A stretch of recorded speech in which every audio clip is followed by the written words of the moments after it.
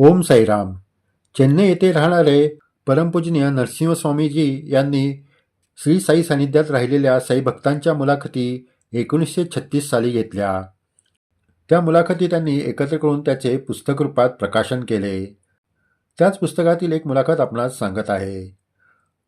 आपण जर हे चॅनल सबस्क्राईब केले नसेल तर जरूर करावे आणि व्हिडिओ शेअर करावे. श्री नरसिंहस्वामीजी 16 सप्टेंबर 1936 साली मुंबईत डोंबिवली येथील गोग्रासवाडी येथे गेले होते. तेथे ते नानासाहेब चांदोरकर यांचे चिरंजीव बापूराव चांदोरकर यांना भेटले. त्यावेळी त्यांचे वय 40 वर्षांचेच होते. त्यांना श्री साईबाबांच्या सहवासातील आठवण सांगण्यास सांगितले.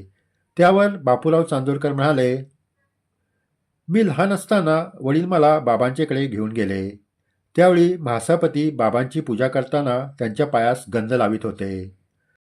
पण कोणीही बाबांच्या कपाळास तोपर्यंत गंध लावला नव्हता. पण मी 4 वर्षाचा बालक होतो व मी प्रथम बाबांच्या कपाळी आपण देवांना लावतो तसे गंध लावले. यानंतर इतर भक्त मंडळी त्यांच्या कपाळास गंध लावू लागली. वडिलांनी मला सांगितले की बाबांनी 1900 ते 1902 दरम्यान त्यांना एखाद्या विद्वान शास्त्री पंडितासारखी गीता त्यातील श्लोक सरळ व सोप्या भाषेत समजावून सांगितली. तोपर्यंत बाबा साध्या भाषेत बोलत असत. यानंतर गूढ भाषेत बोलू लागले. आम्ही बाबांचे चमत्कार, त्यांनी सांगितलेल्या उपदेशपर गोष्टी यांच्यातच रमून जात असू. तत्त्वज्ञानाकडे आमचे बिलकुल लक्ष नसे. माझे वडील म्हणाले की 1913 नंतर इतके भक्त शिर्डीस येऊ लागले की बाबांना अजिबात शांतता मिळेना. एकदा बाबा म्हणाले, मी जे भरपूर द्यायला बसलो आहे ते कोणी घेतच नाही. जे मी देऊ शकत नाही ते प्रत्येकाला माझ्याकडून हवे आहे. एका प्रसंगी बाबांनी माझ्या वडिलांना चमत्काराचे विश्लेषण करून सांगितले. तो प्रसंग असा. 1904 सालची गोष्ट असावी.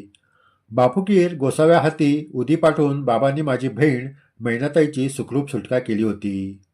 पण झालेले मूल लवकरच वारले. तशात तिचे यजमानही पुण्यास प्लेगने वारले. बहीण ऐन तारुण्यात विधवा झाली होती. माझे वडील बाबांसमोर उदास चेहऱ्याने जाऊन बसले. नेहमी असे होत असे की वडील जाऊन बसल्याबरोबर बाबा काहीतरी त्यांना विचारायचे आणि मोकळेपणाने गप्पा गोष्टी सुरू होत असे. पण यावेळी वडिलांनी एक शब्दही तोंडावाटे काढला नाही. शेवटी बाबांनीच विचारले तेव्हा वडील म्हणाले, बाबा, तुम्ही सर्व काही जाणता. तुमच्या कृपाछत्राखाली असून सुद्धा आमच्यावर आपत्ती येतात. माझे नातवंड गेले, जावई गेले, मुलीने व आम्ही काय करायचे? त्यावर बाबा म्हणाले, नातवंड किंवा जावई वाचावे यासाठी तू माझ्याकडे येत असशील तर ती तुझी चूक आहे. याकरता तू येऊ नकोस. जन्म मरण या गोष्टी माझ्या ताब्यात नाहीत. त्या पूर्वकर्मावर अवलंबून असतात. प्रत्यक्ष परमेश्वर देखील त्यात ढवळाढवळ करू शकत नाही. परमेश्वर सूर्याला किंवा चंद्राला त्याच्या नियमित जागेपासून अलीकडे किंवा पलीकडे उगवण्यास सांगेल का? तो तसे करू शकणार नाही व करणारही नाही, कारण त्याने विश्वात गोंधळ माजेल. नानासाहेब म्हणाले, हे असे असेल तर तुम्ही एखाद्याला सांगता तुला मुलगा होईल आणि त्याला मुलगा होतो. दुसऱ्याला सांगता तुला नोकरी मिळेल आणि त्याला नोकरी मिळते. हे चमत्कार नव्हे काय? त्यावर बाबा म्हणाले, नाही नाना, मी चमत्कार करीत नाही. एखादा खेड्यातला ज्योतिषी घे. तो आकडे सांगून पुढील 2-4 दिवसाचे भाकीत मांडतो. त्यातील काही खरे होते. माझी नजर जास्त दूरवर पोचते म्हणून मी म्हणतो ते होते. माझे एक प्रकारचे ज्योतिषशास्त्रच आहे. पण तुम्हा लोकांना ते कळत नाही. भविष्यात तुमची नजर पोचत नसल्यामुळे मी सांगतो ते तुम्हाला चमत्कारच वाटतात. मी सांगतो ते घडते हे पाहिल्यावर तुम्ही तुमचा भक्तिभाव माझ्याकडे वळविता आणि मी तुमचा भाव ईश्वराकडे वळवून तुमचे कल्याण व्हावे अशी योजना करतो. 1908 साली वडील पंढरपूरला मामलेदार असताना त्यांच्याबरोबर मी शिर्डीस गेलो होतो. त्यावेळी बाबांनी वडिलांना पुरणपोळीचा नैवेद्य करावयास सांगितले. वडील बाबांना म्हणाले, पण तुम्ही आमच्याकडे येऊन तो नैवेद्य घेतला पाहिजे. बाबा म्हणाले, तू जा, मी येईन. पण वडिलांना माहीत होते की बाबा कोणाच्याच घरी जात नाहीत, म्हणून निराश होऊन ते निघून गेले. या बोलण्याच्या वेळी माधवराव देशपांडे तेथेच हजर होते. बाबा त्यांना म्हणाले, नानाला जाऊन सांग की तो इतकी वर्षे माझ्या सहवासात राहूनही बाबा प्रत्येक किडा, मुंगी व माशीत आहे हे सत्य त्याने कसे नाही जाणले? अद्वैतवादाचे हेच एक वाक्य मी बाबांच्या तोंडून ऐकले.